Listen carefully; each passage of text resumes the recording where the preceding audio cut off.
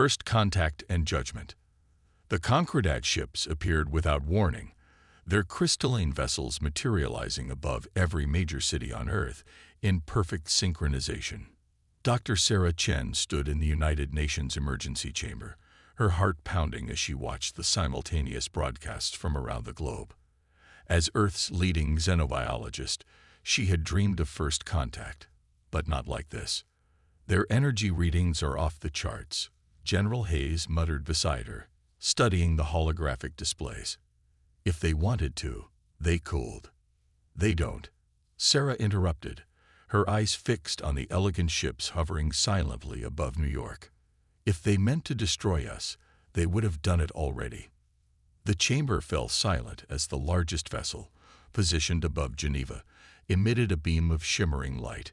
Within seconds, a holographic figure materialized in the center of the UN chamber, tall, ethereal, with iridescent skin that seemed to shift colors with each movement.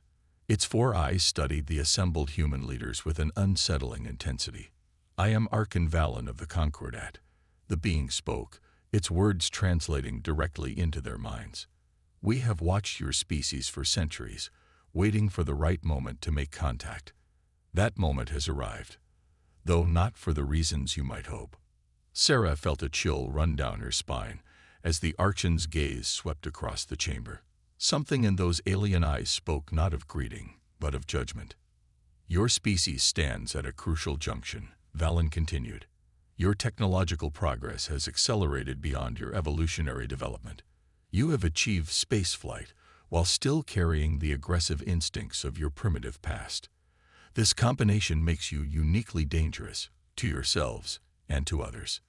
General Hayes stepped forward, his face flushed. "With all due respect, you can't judge an entire species based on—" "We can, and we have," Valen interrupted. "The Concordat has guided thousands of species through their development. Some require mere observation. Others, the alien skin rippled with patterns of deep purple, others require intervention." Sarah watched in horror as holographic displays appeared around the chamber, showing scenes from human history, wars, environmental destruction, social conflicts. But interspersed with these were other images, scientific breakthroughs, artistic achievements, acts of sacrifice and courage. "Your potential is undeniable," Valen acknowledged, "but it is overshadowed by your instability. Your brain chemistry, your genetic code, they are relics of a violent evolutionary past. The Concordat has determined that humanity requires rehabilitation." "Rehabilitation?" Sarah found her voice, stepping forward. "What exactly does that mean?" The Archon's skin shifted to a cool blue. "We have developed a genetic modification program that will help your species overcome its primitive limitations. The process will be gradual, painless. Within 3 generations, humanity will be ready to join galactic civilization." The chamber erupted in protests, but Valen raised a hand, silencing everyone with a pulse of psychic energy. "This is not a request. The alternatives would be less pleasant. The modification program begins tomorrow. Your cooperation is appreciated but not required." As the hologram faded, Sarah turned to General Hayes, her mind racing. "They're going to rewrite our DNA," she whispered. "They're going to change what makes us human." The general's face was grim. "They think they're saving us from ourselves, but I got a feeling they just made the biggest mistake in their history." In research facilities around the world, scientists began receiving data packets from the Concordat, detailed information about the modification program. Sarah spent hours studying the complex genetic sequences, her horror growing with each revelation. The changes weren't just physical. They would alter human emotional responses, dampen aggression, increase docility. "They're not rehabilitating us," she told her colleague, Dr. Marcus Wong, as they worked through the night. "They're domesticating us." Marcus nodded, his eyes never leaving the genetic models on his screen. "But look at this," he pointed to an anomaly in the data. "There's something they've missed about human DNA. Something they don't understand." Sarah leaned in, her eyes widening as she realized what Marcus had found. In their arrogance, the Concordat had overlooked a crucial aspect of human genetics, our unprecedented adaptability. The very primitive traits they sought to eliminate might be humanity's greatest strength. As the sun rose over Geneva, casting the Concordat ships in golden light, Sarah made a decision. She would appear to cooperate, to help implement their program. But in secret, she and Marcus would study what they have discovered. The Concordat thought they were beginning humanity's rehabilitation. Instead, they might have just handed humans the key to their own evolution. The modification program would begin tomorrow. But so would the resistance. They think they're fixing us, Sarah told Marcus as they buried their real findings deep in encrypted files. But you can't fix what isn't broken. And soon enough, they'll learn what humans do best: adapt, overcome, and survive. Above them, the crystalline ships continued their silent vigil, their crews confident in their superiority, unaware that their greatest mistake wasn't in choosing to modify humanity. It was in assuming they understood what humanity could become. The hidden resistance. 6 months into the Concordat's rehabilitation program, Dr. Sarah Chen stood in her underground lab, staring at genetic sequences that shouldn't exist. The subject on her screen, a 26-year-old woman named Maya Patel, had received 3 rounds of genetic modification. According to the Concordat's models, Maya's DNA should have been significantly altered. Instead, it remained stubbornly, brilliantly human. She's the 17th case, Marcus reported, pulling up more data, all showing the same pattern. Their bodies aren't just rejecting the modifications, they're adapting to them. Sarah traced the unusual markers in Maya's genome. The Concordat calls it genetic resistance, a flaw in their program. But look here. She highlighted a sequence. These subjects aren't just resistant, they're evolving. The discovery had started with a handful of anomalies. While most of humanity was slowly transforming under the Concordat's program, becoming calmer, more docile, less creative, a small percentage showed no changes. The Concordat labeled them defective subjects, scheduling them for more aggressive treatment. But Sarah and Marcus had secretly taken them underground. In a converted subway station beneath Old Boston, Maya sat with 16 other resistants, as they'd begun calling themselves. They were an unlikely group: a former Marine, a chess grandmaster, a teenage hacker, a kindergarten teacher. The only thing they shared was their DNA's stubborn refusal to be rewritten. "Tell me again what you experienced," Sarah asked Maya, recording her response. "It was during the 3rd treatment," Maya explained, her dark eyes intense. "I could feel the genetic modulators working, trying to change me. But instead of fighting them, I somehow absorbed them. And then things started happening." Those things were what kept Sarah awake at night, reviewing data and running tests. Maya had developed an almost supernatural spatial awareness. The chess grandmaster could now play 50 games simultaneously, blindfolded. The kindergarten teacher could sense emotional states with uncanny accuracy. The modifications aren't failing, Marcus theorized. They're being repurposed. Human DNA is taking the Concordat's advanced genetic technology and adapting it in ways they never imagined possible. Above ground, the Concordat's program continued. Billions of humans were being slowly transformed, their primitive traits being stripped away. The alien ships remained in orbit, their crews confident in their superiority. But in hidden facilities around the world, the resistance was growing. "We've identified another cluster in Johannesburg," Dr. Lai Wei reported via secure quantum channel. The Chinese geneticist had been one of the first to notice the pattern of resistance, and the Buenos Aires group is showing new developments. Sarah reviewed the incoming data. The resistance now numbered in the thousands, a tiny fraction of humanity, but growing. More importantly, their abilities were evolving. What had started as subtle enhancements was becoming something more. "They're going to notice eventually," General Hayes warned during one of his rare visits to the underground facility. The military leader was one of the few high-ranking officials who knew about the resistance, We can't hide these developments forever. We don't have to hide forever, Sarah replied, just long enough to understand what we're becoming. The breakthrough came from an unexpected source. Dr. Yuki Tanaka, a resistant working in Tokyo, discovered that their evolved abilities weren't random. Each person's adaptation seemed to enhance their natural talents, pushing human potential in specialized directions. It's like our DNA is taking their standardized program and turning it into something uniquely human, Yuki explained over the secure channel. They wanted to make us all the same. Instead, they've given us the tools to become even more diverse. But with the discovery came a new challenge. The Concordat's latest scans had detected genetic anomalies they couldn't explain. Their response was to announce a new phase of the program, more aggressive, more invasive. They're scared, Maya observed during a strategy session. They sense they're losing control, even if they don't know why. Sarah looked around the room at the gathered resistance. The former Marine who could now process information at computer speeds. The teenage hacker who could interface with technology through thought alone. The chess grandmaster whose strategic insights had become almost prophetic. We're not just resisting their changes, she realized. We're the next step in human evolution, and they have no idea what they've awakened. As she prepared for another night of research, Sarah received an encrypted message from a resistant in Moscow.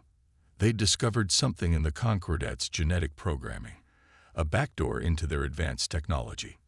The very modifications meant to control humanity might be the key to accessing alien systems. How do you think they'll react? Marcus asked, when they realized their rehabilitation program created exactly what they feared, a humanity more powerful than they could imagine. Sarah looked at the genetic sequences on her screen, each one telling a story of human adaptability and potential. They're about to learn what every force in history discovered when they tried to suppress humanity. We don't break under pressure. She smiled. We transform. In orbit, the Concordat ships continued their silent watch, unaware that their genetic programming was being rewritten by the very primitives they sought to civilize. The resistance was growing, evolving, preparing. And soon, very soon, the aliens would learn why humans had survived every catastrophe in their history. Because what doesn't kill us makes us stronger. And the Concordat had just made humanity strong beyond their darkest fears. Turning the tables. In a secured bunker beneath the Rocky Mountains, Sarah Chen watched as Maya Patel did the impossible. The young woman stood in the center of the testing chamber, her eyes closed in concentration. Around her, streams of Concordat genetic modulators, the very tools meant to suppress humanity, danced like ribbons of light. She's not just resisting them anymore, Marcus whispered, checking his readings. She's controlling them. The discovery had come gradually. First, the resistance had learned to absorb and adapt the modifications. Then, they'd begun to understand them. Now, they were learning to manipulate the alien technology itself. It's like learning a new language, Maya explained later, her eyes bright with excitement. Their genetic code isn't just instructions. It's an interface. Once you understand the syntax, you can write your own commands. The implications were staggering. The Concordat's entire technological base was built on the same principles as their genetic modifications. Every ship, every weapon, every system used bioquantum programming that humanity was now beginning to comprehend. They gave us the key to their kingdom, General Hayes mused, watching the test footage. And they don't even know it. But the breakthrough came with a price. The Concordat had noticed that their modification programs were acting strangely. Their response was swift and brutal. New ships arrived in orbit, carrying what they called purification teams. They're going to start rounding up anyone showing signs of resistance, Dr. Lai reported from his hidden facility in Shanghai. They're calling it a contamination protocol. Sarah worked through the night, analyzing data from around the world. The resistance now numbered nearly 50,000, still a tiny fraction of humanity, but their influence was growing. More importantly, they were learning to share their knowledge. It's not just about individual abilities anymore, Marcus explained to a group of new resistance. We're developing a collective understanding. Each discovery, each adaptation adds to our knowledge base. In a hidden facility beneath Paris, Dr. Sophie Durand had made another crucial discovery. The Concordats' genetic programming didn't just control their technology. It was their technology. Their ships, their weapons, even their communication systems were essentially biological computers. They're not just trying to change our DNA, Sophie explained over the quantum link.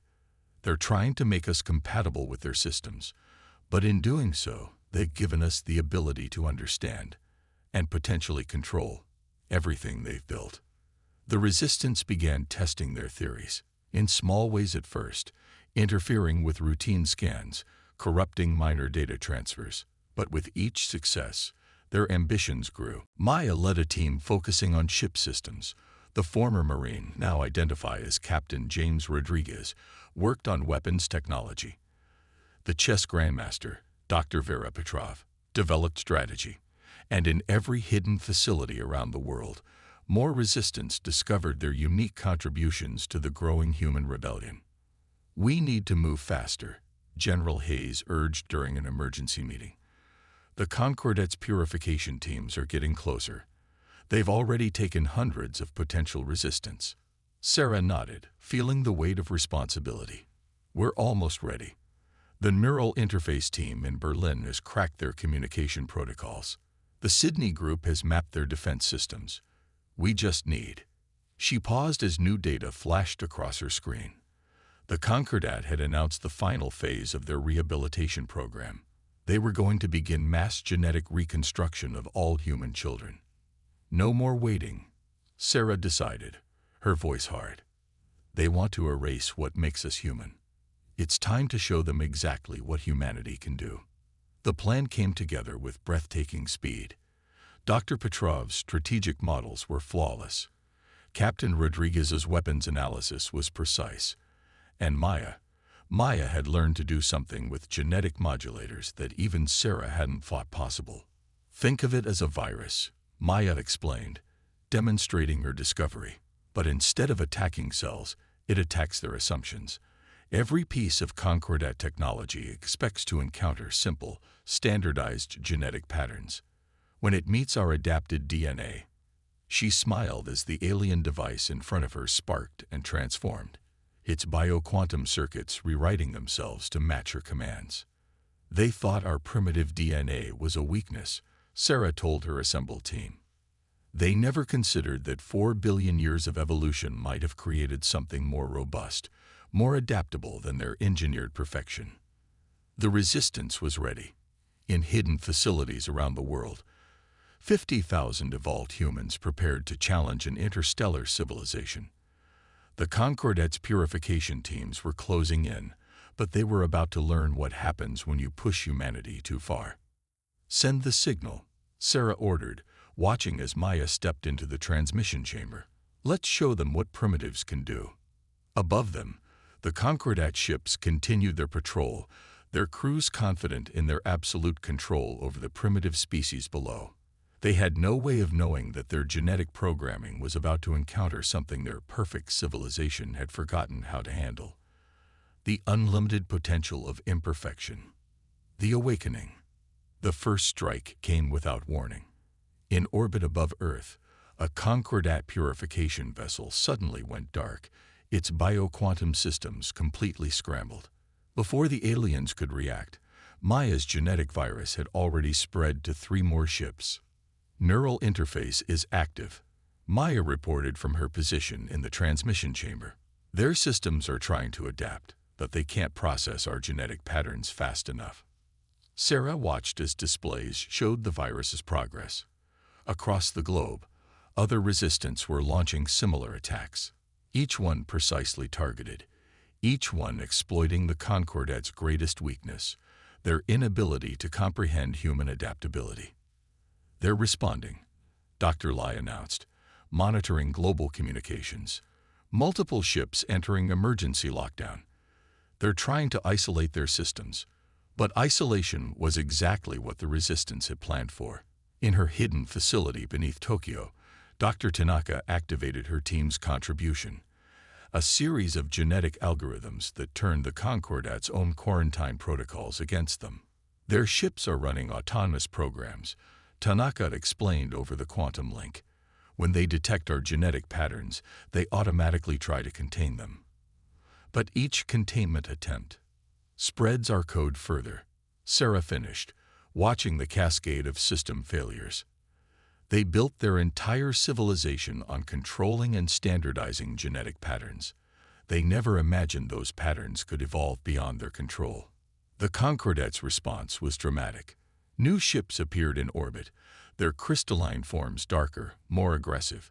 These weren't modification vessels. They were warships.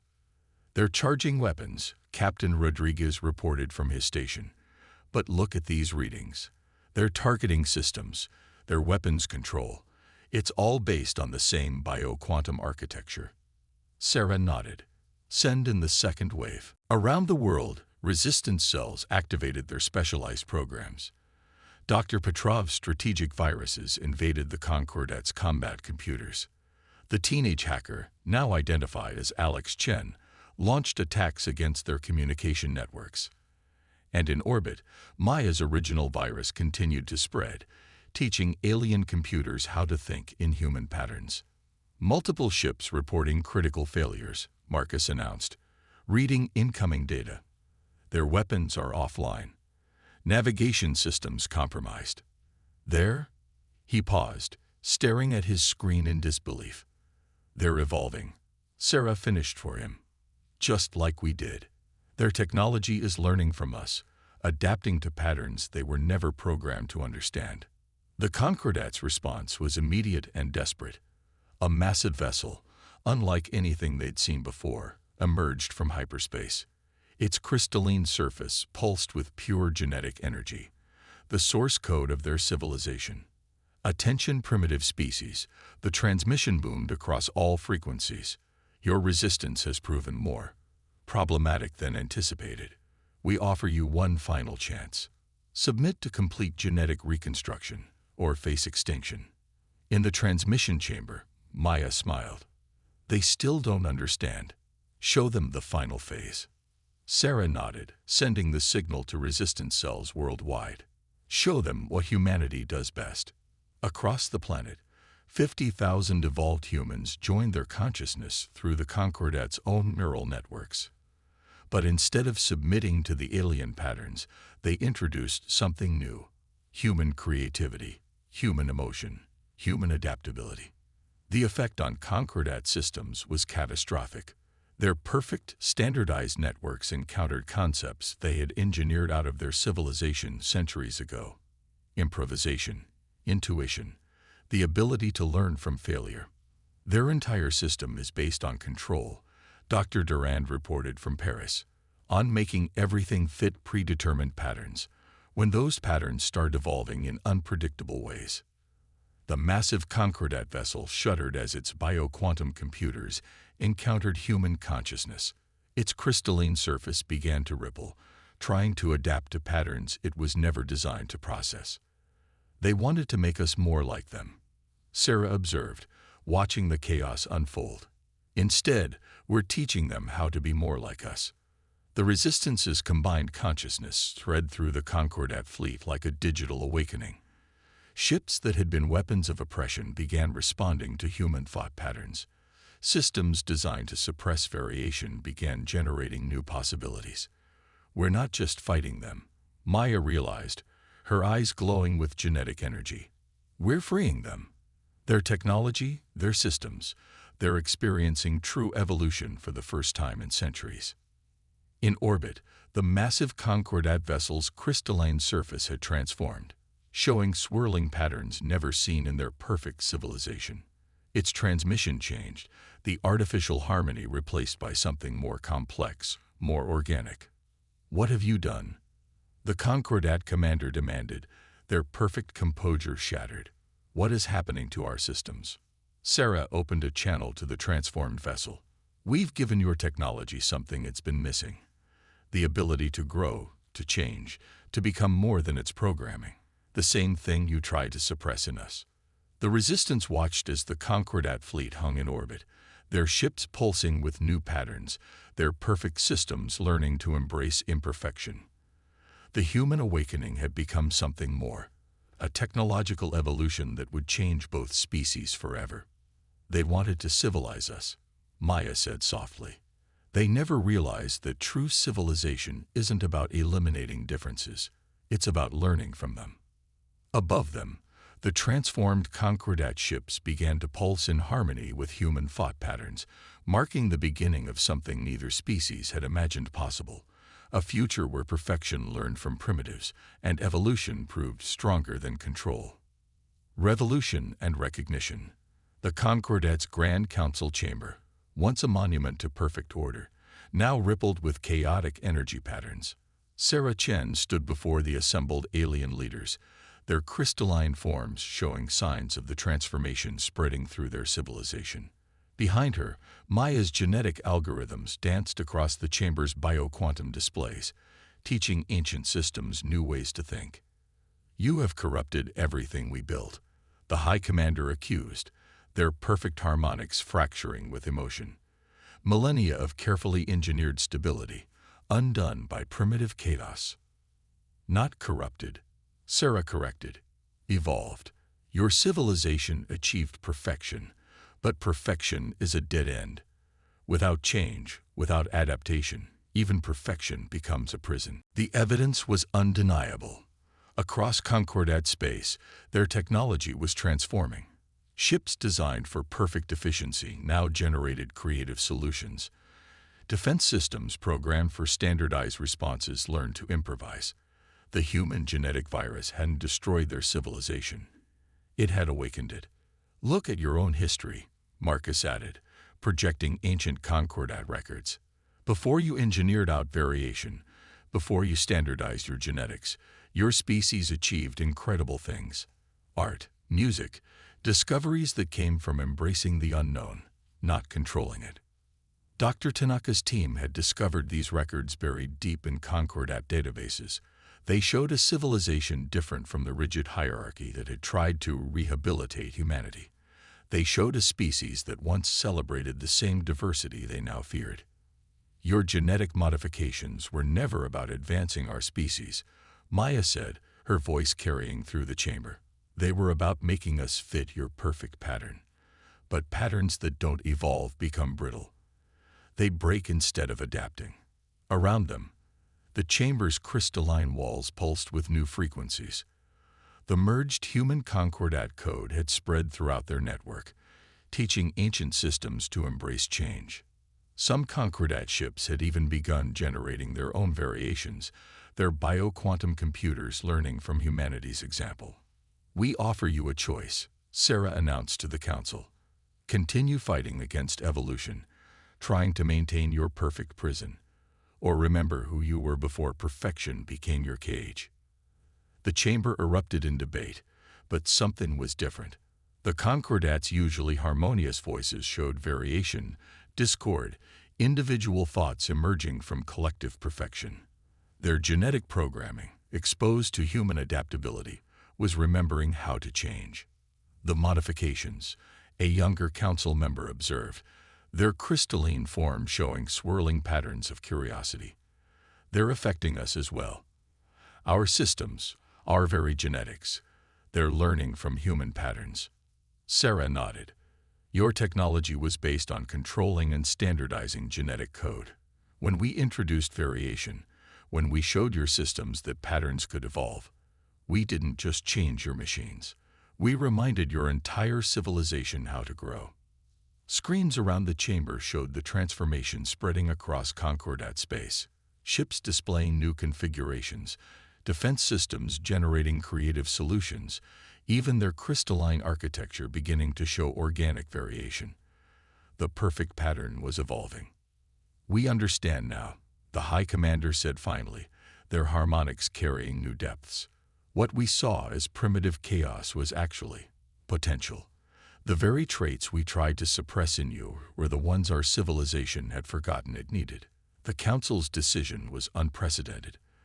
The rehabilitation program would end, not just for humanity, but for all species the Concordat had tried to perfect. In its place, they proposed something radical, a genetic exchange program, allowing civilizations to learn from each other's differences. You showed us that true advancement doesn't come from eliminating variation, the commander acknowledged. It comes from embracing it, learning from it, allowing it to spark new possibilities. As Sarah prepared to return to Earth, she watched the transformed Concordat ships in orbit. Their once identical crystalline forms now showed unique patterns, each one learning to balance perfection with possibility. The Resistance had succeeded beyond their wildest dreams, not by destroying the Concordat, but by helping them remember how to evolve. They wanted to make us more like them, Maya mused, standing beside her. Instead, we made them remember what it means to be alive. The genetic virus continued to spread, not as a weapon but as an awakening.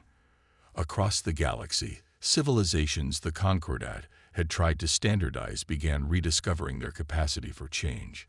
Humanity, the primitives who had dared to resist perfection, had given the galaxy back its future. What happens now? Marcus asked as they boarded their ship, its systems humming with merged human Concordat technology.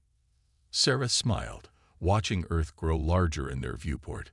Below, billions of humans were discovering their own potential, no longer bound by alien standards of perfection. The Resistance had evolved into something greater, a bridge between order and chaos, perfection and possibility. Now, she said, we all learn to grow together. They tried to civilize us by their standards. Instead, we reminded them what civilization is supposed to be, not a perfect pattern, but an endless evolution. The transformed Concordat ships pulsed in harmony with human thoughts, their crystalline surfaces showing patterns as unique as fingerprints. In trying to suppress humanity's primitive traits, they had instead unleashed something their perfect civilization had forgotten. The power of imperfection, the strength of diversity, and the endless potential of change. It wasn't just a victory, it was an awakening. And in the vast darkness of space, countless civilizations were about to remember how to dream.